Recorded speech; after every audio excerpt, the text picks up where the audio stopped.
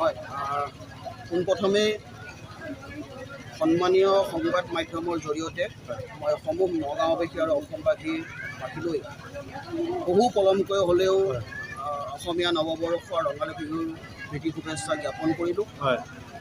ভাল লাগিছে। আজি মোৰ নিজৰ অনুষ্ঠান, মোৰ নিজৰ গাঁৱৰে অনুষ্ঠান, জাগিয়াল পেট বহা।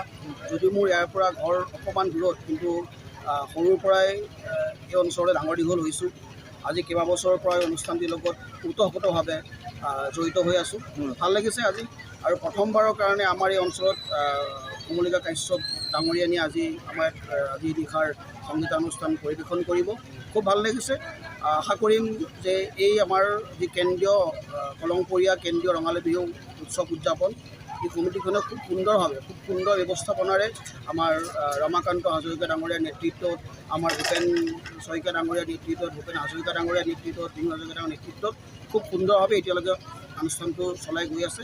আৰু আশা কৰিম ভৱিষ্যতেও এই অনুষ্ঠানটোৱে খুব সুন্দৰভাৱে গতি লৈ আমি যি চহকী সামাজিকভাৱে, সাংস্কৃতিকভাৱে, ৰাজনৈতিকভাৱে এই যাতে এই যিটো বাৰ্তা এটা আমাৰ সমাজৰ মাজলৈ আগলৈও কঢ়িয়াই নিব পাৰে, তাৰে মই আশা কৰিছোঁ। ধন্যবাদ।